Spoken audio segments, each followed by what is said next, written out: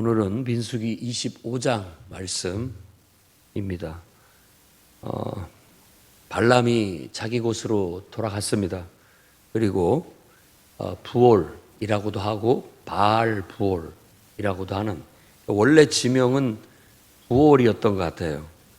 그런데 이제 이게 바알 부올이 되게 된 이유에 대해서 설명을 해주고 있는데, 발람은 이스라엘 백성을 저주하기 위해서 주술을 펼치기 위해서 왔지만 결국은 여호와의 영, 하나님의 역사로 말미암아 저주하지 못하고 오히려 그들을 보고 축복을 하고 그 무리가 복되다라고 말하면서 결국은 돌아가게 됐습니다. 그런데 그 후에 갑작스럽게 오늘 25장에서 말하는 것은 이스라엘 백성들이 음행했다라는 얘기를 다루고 있습니다.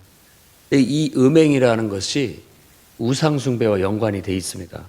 왜냐하면 여기서 시딤이라는 곳인데, 시딤이라는 지명은 원래 그 원뜻은 아카시아 나무, 시딤 나무로 뭘 지었다라고 할 때 이 나무를 아카시아 나무로, 그리고 시딤이라고 한다면 아카시아 나무가 많이 있는 지역, 그런 데에 붙여진 이름이라고 볼 수가 있어요. 거기에서 모압 여인들과 음행을 했다라고 그렇게 얘기하는데, 우리가 아모리 족속을 지금 다, 아모리 왕 시온, 또 그 옆에 있는 또 옥, 이 두 왕국을 멸망시키고 그 땅을 차지했어요. 그건 요단강으로 치다면 지금의 바로 이 동편에 지금 요르단이 있는 그 나라가 있는 그 땅이라고 볼 수가 있겠습니다. 근데 그 더 동쪽으로가 모압이에요. 모압. 그러니까 처음에 이 이스라엘 백성들이 다 왕국들이 있는데 그 왕국을 마음대로 들어갈 수가 없잖아요. 그러니까 경계선 지역으로 이렇게 돌아다니는 거예요. 변방으로. 그러면은 그 나라들은 긴장을 해가지고 누가 우리 영역을 침범하나, 그러니까 군대를 이끌고 와서 막아서기도 하고, 그러다가 결국은 아모리 왕과 싸워서 그 땅을 차지하게 되고, 또 바산왕 옥을 쳐서 그 땅을 차지하게 되고, 그렇게 해서 그나마도 이 요단강 동편의 땅을 차지해서 어느 정도 교두보를 확보했다고 볼 수가 있습니다.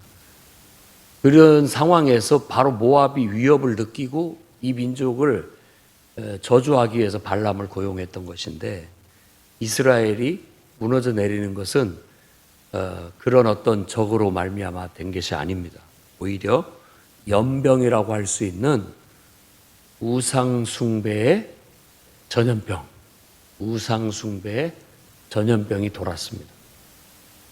그러니까 모압에 있는 그 여인들이 어떤 여인들이냐면 바로 바알을 숭배하는 제사의 의식 속에서, 바알을 숭배하는 신전에 가면 신전에 있는, 요즘으로 말하자면 창녀들이 있어요. 그러니까 그들의 이 종교들은 지금 우리가 생각하면 굉장히 미개한 그런 종교 의식을 갖고 있었던 것이죠. 가서 제사를 드리면 어떤 풍요와 다산, 이런 바알이라는 게 그런 신앙의 어떤 내용들이 그런 거거든요. 풍요와 다산, 땅의 모든 생산물을 그럼으로써 이렇게 많아진다라는 그런 의식을 통해서, 그 의식이 하면 우리가 이렇게 영화나 이런 데서 보면 막 광란의 제사를 드리고 거기에서 춤추는 무희들이 나오고 그 여인들과 그냥 무작위로 거기에 참여한, 의식에 참여한 남자들은 무작위로 행위를, 이제 성적인 행위를 하는 그런 어떤 의식들이, 그냥 그거 자체가 우상숭배, 그러니까 신에 대한 그냥 제의예요. 그런 걸 통해서 그냥 풍요와 다산을 기원하는 어떤 그런 의식들이라고 볼 수 있습니다. 그러니까 하나님이 보셨을 때는 이런 것들이 얼마나 인간의 욕망을 신격화한 그런 그런 어떤 인간의 욕망을 풀어내는, 욕망을 해소하는 그런 어떤 종교 의식들을 갖고 있었는데, 그런 것들이 부정하고 또 더럽기 때문에 그런 모든 것들을 이 가나안 땅에서 싹 쓸어내고 정말 건전한 나라, 하나님이 원하는 하나님 나라를 그곳에 세우고자 했던 것입니다. 그런데 사람이라는 게 이 욕망이라는 걸 무시할 수가 없습니다. 우리는 그 욕망을 바르게 쓸 수 있고 또 그 속에서 더 건전하고 더 창조적이고 더 만족스러운 삶을 살아가기를 꿈꿔야 되는데, 그러지 않고 이걸 음성적으로든 양성적으로든 그 욕망을 살살 자극해서 풀어내야 인간사에 별 문제가 없다. 어떤 그런 이상한 그런 것이 있고, 또 왕들은 그런 식으로 그런 것들을, 그런 욕망들을 만족시켜 줘야 통치하기가 좋다. 사람들이 만족한다. 어떤 뭐 그런 의식들도 있었으리라고 생각해 볼 수가 있습니다. 그래서 그런 것들이 이렇게 항상 있었는데, 그런 것에 이스라엘 백성의 거룩한 하나님 백성들이, 그 중에 젊은이들이 그런데 넘어가게 된 거예요. 그런 풍토에. 그래서 그런 데를 찾게 되고, 거기 가서 많은 사람들이 이 통제력을 벗어나서 연병처럼 그것이 유행하게 됐다. 그러니까 여기서 연병이라고 한다면, 요즘으로 한다면 유행 혹은 중독, 이런 것으로도 생각해 볼 수가 있습니다.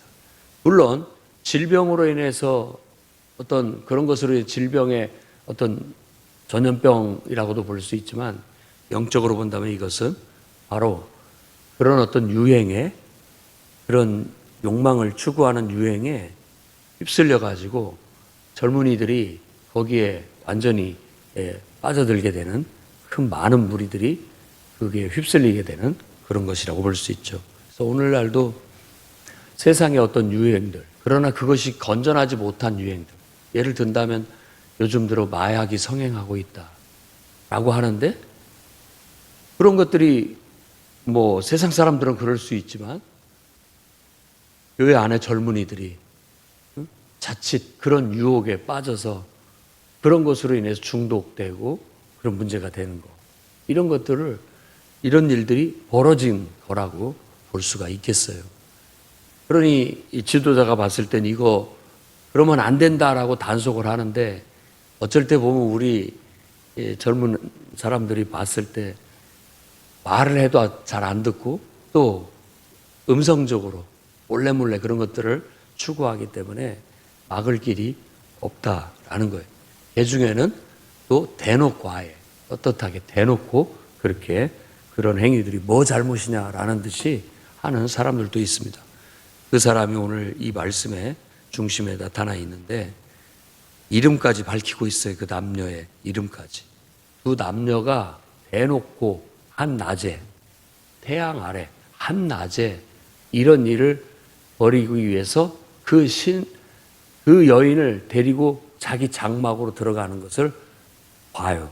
근데 그걸 너무나도 이게 몰래 음성적으로 하는 것은 좀 그렇다고 그러는데, 대놓고 뭐 다 회중들이 보라는 듯이 그런 일을 할 때 모든 사람들이 아마 어이가 없고 또 정말 그걸 보면서 손도 못 쓰고 그냥 있는데, 그때 제사장 엘아살의 아들 비누아스가 일어나서 창을 손에 들고 가서 그 남녀를 찔러 죽였다라는 거예요.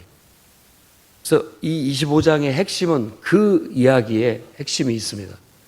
결국 그렇게 해서, 그렇게 대놓고 하는 그들을 창으로 찔러 비누아스가 죽임으로 인해서 오늘 말씀에서는 그 일이 하나님의 마음을 흡족하게 했다, 이렇게 얘기를 하는 겁니다.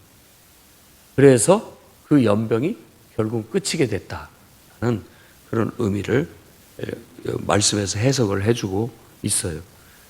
표현은 질투심이라고 얘기를 하고 있지만, 질투는 부정적인 의미의 질투인 것일 수도 있지만, 여기서 말하는 질투는 열심을 내다는 그런 의미를 갖고 있습니다. 그만큼 열심을 내다는 것이죠. 하나님을 생각하면 감히 하나님 앞에서 이럴 수 있느냐라는 그런 마음이 질투심과 같은 똑같은 그런 마음인 거죠. 하지만 이 질투심은 의분이라고 할 수 있는 거라고 볼 수 있어요. 또 교회 안에서는 늘 희생해야 된다, 헌신해야 된다, 참아야 된다, 사랑해야 된다, 용납해야 된다라고 말하는 큰 가치가 있어요. 교회 사람들은 그런 걸 보더라도 이해해야 된다, 품어줘야 된다, 용서해야 된다, 사랑으로 대해야 된다라는 큰 가치가 있어요.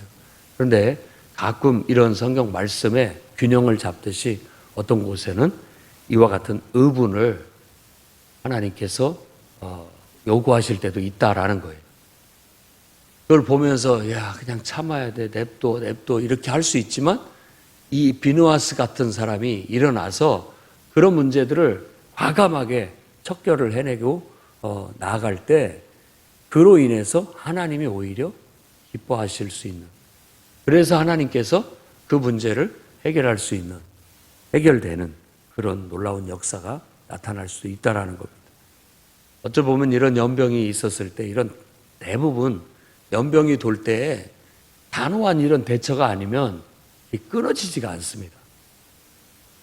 그게 우리 여름철에 습진 나타났다가 찬바람 불면 없어지는 것 같은데 또 여름 되면 또 나타나고, 이게 근본적인 뿌리가 뽑히지 않으면 또 환경이 되면 또 그런 일들이 벌어지고, 또 좀 환경이 잦아들면 없어졌다가 또 다시 그런 환경이 되면 또 나타나고, 인간의 이 욕망이라는 것은 그 욕망과 관련된 여러 가지 일들은 쉽게 없어지지 않습니다. 욕망 자체가 나쁜 건 아니지만 그것이 하나님의 뜻대로 바르게 사용돼야 됩니다. 하나님의 뜻대로. 그러라고 하나님께서 우리에게 욕망을 주셨는데, 이런 것들이 이렇게 욕망 자체가 신이 돼가지고 그것을 신격화하면서 그것을 숭배하면서 사는 것처럼 살아가게 되면 결국은 다 망하게 됩니다. 그래서 이런 사건이 일어나서 그 사건으로 인해서 많은 사람들이 죽게 됐는데 그곳 이름을 그래서 바알 부올이라고 그렇게 얘기합니다. 바알 부올에게 가담했다, 이렇게 얘기를 하는데, 이 가담했다라는 것 자체가 바알을 숭배했다, 바알에게 완전히 붙잡혔다, 이런 의미입니다. 그러니까 그게 빠졌다는 거죠.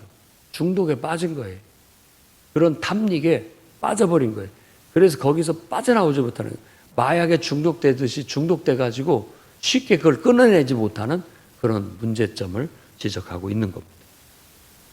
우리나 우리의 자녀들, 또 우리 가정, 또 우리 교회 안에 혹시 이런 일들이 일어나고 있지는 않은지 우리가 한번 살펴봐야 되겠고, 그것이 꼭 이런 우상숭배나 또 어떤 세상에 이런 마약이나 이런 자극적인 것은 아니지만, 그러나 우리가 봤을 때 우리가 세상의 어떤 유혹과 욕망에 빠져서 문제가 되지는 않는지 살펴봐야 할 문제라고 볼 수 있겠습니다. 이 25장에는 전혀 이 이야기가 그냥 자연스럽게 그렇게 됐다고 하지만은 뒤에 31장, 민수기 31장 16절에 가면 이게 돌아가면서 31장 16절에 보면 바알의 꽤 계략이었어요. 발람은 그냥 돌아갔지만 여기서는 이게 발람의 어떤 계책이었다라는 얘기는 전혀 나오지 않지만 31장 16절에 보면 그냥 돌아가면서 한마디 한 것 같아요. 그들을 무너뜨리려면 그걸 이용해라. 젊은이들을 유혹해서 꿰어내서 우상에 빠지게 만들어라. 그러면 그들은 무너질 것이다. 라는 어떤 계책을 주고 갔다고 볼 수 있습니다.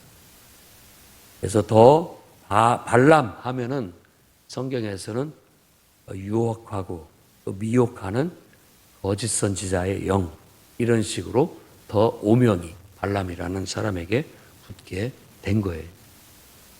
참 사람 무너뜨리기 쉽습니다. 한 사람을 그런 어떤 욕망에 살살살살 유혹을 하고 그런 거에 노출을 시키면 아무리 멀쩡한 사람도 넘어질 수 있습니다. 그렇기 때문에 우리는 요셉과 같이 단호하게 뿌리칠 줄 알고 사탄아 물러가라 하고 물리칠 줄 알고 단호하게 그런 것들은 비느하스처럼 일어나서 그런 건 대놓고 단호하게 척결을 해야 처리를 해야 그런 일에 더 이상 빠져들지 않게 되는 겁니다. 그래서 이 비느하스를 굉장히 지금 이 성경에서 조명을 하고 있고 바로 그런 정신이 우리에게 우리 공동체 안에도 있어야 된다. 그래야만 어떤 문제에 이렇게 다들 노출돼서 막 전염돼서 너도 나도 올 거 없이 막 그런 문제에 빠져들 때 그런 걸 그냥 지켜보고만 있고 발만 동동동 굴리고 그래도 용납해야 된다. 그래도 사랑으로 품어줘야 된다. 하고 있을 때 누군가는 그런 걸 단호하게 잘라내야 더 이상 영향을 미치지 않고 나아가게 되는 거예요. 그래서 그때 잘라냈던 사람들이 24,000명이나 된다. 작은 숫자가 아니죠. 금송아지 사건으로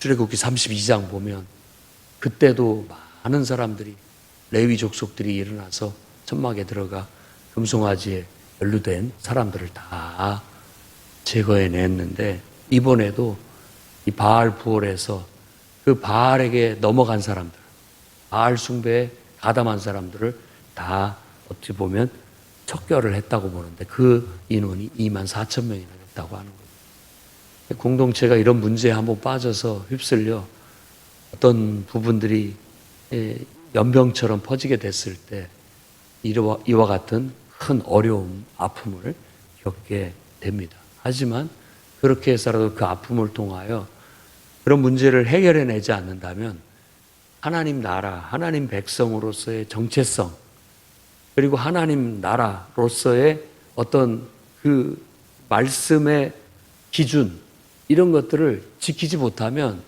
하나님 나라가 안 되는 거예요. 그냥 물리적으로 그 땅을 하나님 준다고 해서 하나님 나라가 되는 게 아닙니다.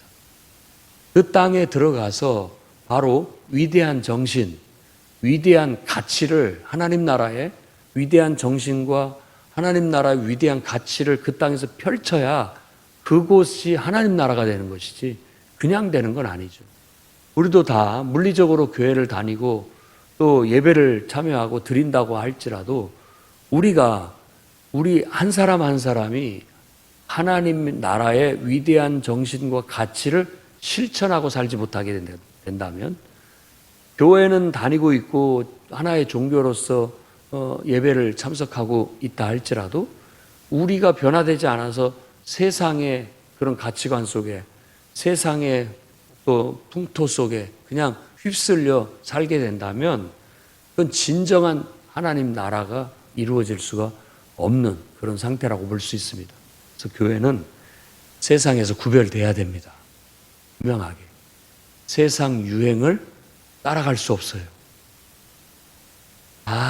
그런다 할지라도 그 유혹에 넘어가서는 안 됩니다. 우리는 우리의 신념을 지키고 우리 정체성을 지키고 우리가 하나님 말씀에서부터 성경에서부터의 위대한 정신과 또 하나님 예수 그리스도의 복음의 그 위대한 가치 그걸 실천하면서 살아간다라는 그 정체성과 그걸 분명하게 간직하고 살아가야 되는 겁니다. 그래야만 우리가 하나님 나라를 이룰 수 있는 하나님의 군대가 될 수 있고 하나님 백성이 될 수 있다는 걸 다시 한번 오늘 말씀을 통해서 우리가 명심해야 되겠습니다. 그래서 비느하스의 이런 행위들을 통해서 하나님은 평화의 언약을 세우겠다라고 하면서 그 후손들이 그러기 때문에 대대로 제사장이 직분을 갖게 되는 것이다 라고 치하를 하게 된 거예요. 우리도 왕 같은 제사장의 역할을 하려면 비느하스처럼 일어나야 됩니다. 그런 정신을 가지고 세상과 구분되고 때로는 믿음으로 단호하고 분명한 그런 것들을 가져야 돼요. 부정적이고 또 어두운 세상적인 또 우리의 욕망에 어떤 사로잡힌 그런 것들은 쉽게 전염이 됩니다. 사람들한테 쉽게 전염이 돼요. 그래서 그런 것들이 우리의 영혼을 죽이고 결국은 교회를 떠나게 하고 하나님에 대해서 부정하게 되고 부정적인 생각 속에 빠져서 결국은 그 영혼이 메마르고 죽게 될 수밖에 없는 그런 안타까운 일들이 벌어질 수도 있다는 걸 명심해야 됩니다. 하나님에 대한 절대적인 신앙을 가지고 항상 하나님 말씀의 중심을 두고 그 정체성을 단호하게 선언하고 지키고 나아갈 때 우리의 자녀들도 따라오게 해야 됩니다. 어렵지만 우리가 그렇게 분명한 신앙을 가지고 모범을 보여야 우리 아이들도 세상에 노출시켜도 세상의 가치관에, 세상의 풍토에 쉽게 흘러가지 않고 신앙의 가치, 그리고 성경의 정신과 가르침, 이런 것에 이렇게 사고방식들이 잘 정립이 되게 된다면 세상에 무엇은 하지 말아야 되고, 그래서 세상에서도 그래도 좋은 것들은, 하나님의 뜻에 맞는 것들은 얼마든지 수용할 수 있고, 이런 분별력을 가지고 나아갈 수 있게 되리라고 믿습니다. 그래야 우리가 하나님 백성답고 또 왕같은 제사장다운 정말 하나님이 함께 하시고 그로 인하여서 안정과 보호와 하나님의 번영의 복이 우리와 우리의 자손들 가운데 항상 함께해서 정말 부족할 것이 없고 하나님을 통해서 만족을 얻는 그런 복된 삶을 살아가게 될 줄로 믿습니다. 인생 속에도 사탄이 역사해서 어떤 문제로 인해서 우리를 유혹하고 또 배교하게 만드는 모든 문제들을 단호하게 처리해서 여러분들이 흔들리짐 없이 마지막 때까지 여러분의 신앙의 정체성을 지키고 또 하나님 백성으로서의 긍지와 자부심을 가지고 당당하게 살아나가시기를 주의 이름으로 축원합니다. 기도하겠습니다. 거룩하신 주님, 우리나 우리의 자녀들이, 아니 또 주님의 몸된 교회 모든 구성원들이 아버지 하나님 세상의 유혹에 넘어가지 않게 하시고 연병처럼 퍼지는 일이 없도록 붙잡아 주옵소서. 예수님의 이름으로 기도드립니다.